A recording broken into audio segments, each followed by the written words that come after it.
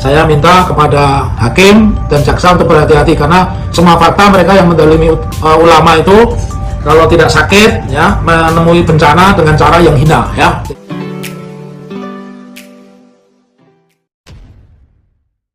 Assalamualaikum warahmatullahi wabarakatuh. Jumpa lagi dengan saya di channel Gagasan Progresif 79. Sahabat sebangsa dan setanah di mana saja Anda berada. Kembali kita mengikuti ya perjalanan informasi terkait dengan kasus Sugi Nur pasca vonis 6 tahun penjara.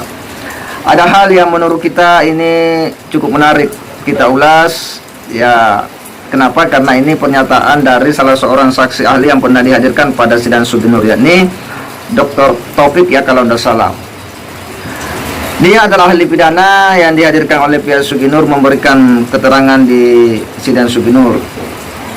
Memang secara pribadi saya sangat salut ya, kagum dengan gagasan-gagasan dari Dr. Taufik ya terkait dengan sejumlah pasal-pasal yang didakwakan terhadap Sugi Nur. Bagaimana dia mengurai dengan cukup detail ya, seksama, lengkap, dan memang sangat filosofis.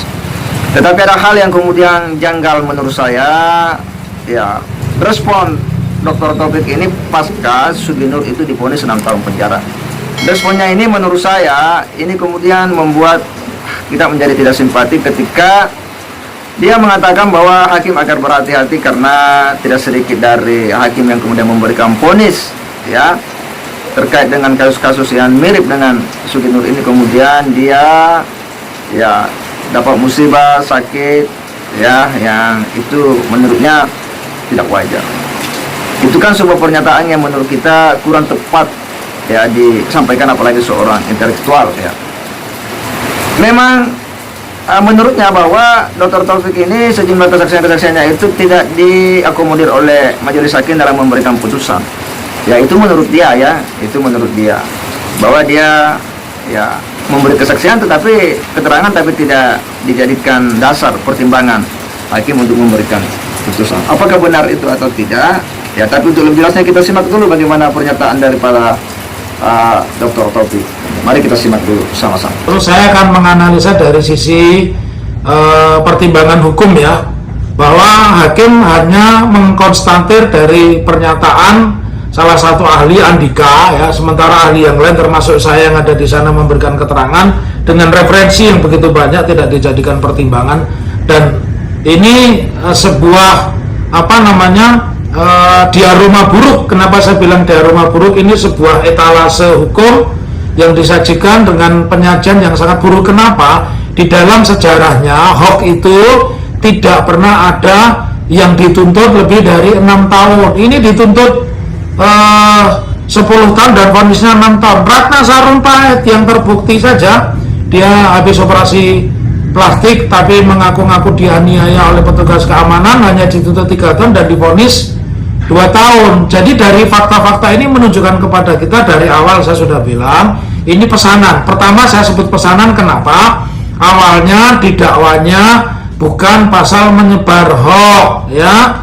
Awalnya didakwa itu penistaan terhadap agama karena menjadikan apa namanya sumpah ya, mubahalah itu dicari-cari unsur pidana, tapi tidak kena. Udah tanya kemana tidak kena. Tiba-tiba di dalam pembuktian pun juga tidak pernah mengarah kepada pasal hoax, karena sudah saya terangkan itu delik di masa pemerintahan Belanda ya. Artinya delik itu ditujukan kepada Inlander supaya bikin onar. Nah kalau orang demo itu bukan onar, karena demo itu dijamin Undang-Undang 998 tentang penyampaian pendapat di muka umum. Jadi ini hanya pelampiasan kejengkelan saja dari Jakarta, dan saya masih makin meyakini ya, Pak Jokowi itu pernah ngomong apa namanya IP saya di bawah 2. Mana ada UGM IP di bawah 2. Jadi dari pernyataan ini tetaplah para penasihat hukum dan ahli warisnya Gus Nur termasuk Gus Nur satu berdoa ya, semoga yang baik diberikan tempat yang baik, yang dolim ya dihukum dengan hukuman sesuai dengan orang dolim ya. Saya makin meyakini tidak pernah ada ijazah, tidak pernah ada UGM menerbitkan seorang sarjana lulus dengan IP 1, itu nggak ada, karena tidak mungkin itu lulus ya. Karena itu melalui channel Muhammad Taufik and Partner, silakan dikutip. Pasal itu tidak pernah diberlakukan dengan ancaman begitu tinggi kecuali kepada Gus Nur. Dan ini makin mengindikasikan menurut saya ke depan itu keadilan makin jelek. Maka jangan mau dijebak dengan pemilu. Lebih bagus mundur aja, turun aja sebelum 2024. Karena kalau pemilu sudah diskenario, sudah disetting, ada calon yang diajak Jokowi kemana-mana, dan itu nanti akan jadikan presiden. Jadi percuma. Ya, menurut saya ini sangat tidak tepat ya disampaikan oleh seorang intelektual, ya seorang ilmuwan ya. Karena bagaimanapun juga yang namanya ahli ketika diminta untuk hadir memberikan keterangan, ya silakan memberikan keterangan, tetapi yang menilai itu adalah hakim. Hakim memiliki hak prerogatif apakah akan mengambil pandangan ahli itu sebagai pertimbangan atau tidak. Di situ dulu kita harus melihat. Jadi artinya bahwa kewenangan untuk kemudian mengambil itu kewenangan penuh dari majelis hakim. Kita serahkan, ya karena itulah yang diatur dalam ya hukum acara. Tidak boleh memaksakan keterangan-keterangan kita itu kemudian dijadikan pertimbangan penuh oleh majelis hakim. Nah, di situ dulu ya menurut saya di sini ada hal yang kemudian janggal daripada Dr. Taufik ini ya, sepertinya apakah dia kemudian kecewa karena keterangannya tidak dijadikan pertimbangan, ya tentu kita tidak tahu. Yang tahu sepenuhnya itu adalah Dr. Taufik. Tapi ekspresi ini nampaknya ya ini kemudian ya membuat kita kemudian menjadi bertanya-tanya ya, kenapa membuat pernyataan seperti itu. Hal lain adalah Dr. Taufik menganggap bahwa ya semakin susah kita katanya mencari keadilan dengan situasi ini. Nah, bahkan dia lagi nyerempet kepada hal politik bahwa ya ke depan katanya bagi yang mau ya masuk calon presiden ya lebih baik katanya mundur saja sebelum 2024, karena ini katanya sudah ada direncanakan, dan siapa yang dibawa Jokowi untuk kemudian keliling ya kemungkinan itulah yang akan jadi presiden. Nah, dan itu katanya menurutnya ya keadilan itu akan semakin sulit. Artinya apa? Opini ini juga menurut kita sangat tidak tepat ditujukan ya, karena pemilu 2024 itu masih jauh dan semuanya sudah disiapkan sejumlah piranti-piranti tahapan-tahapannya, dan semua masyarakat bisa mengakses, bisa memantau, bisa melihat, dan bisa mengawasi. Sehingga sangat tidak benarlah bahwa kemudian itu semua sudah dipersiapkan untuk siapa yang akan dimenangkan. Karena pemilu itu hal yang sifatnya terbuka, aturan mainnya sangat jelas. Nah, di sini saya melihat bahwa Dr. Taufik itu nyerempet ke sana lantaran keterangannya tidak dijadikan pertimbangan oleh hakim. Mungkin dia agak kurang seimbang, dia punya perasaan ya, karena ya sebagai seorang ahli yang tidak dijadikan keterangannya itu sebagai pertimbangan dalam memberikan putusan. Tapi menurut kita bahwa itu sangat kurang tepat ya, kurang tepat membuat statement seperti itu, apalagi nyerempet kepada hal-hal politik.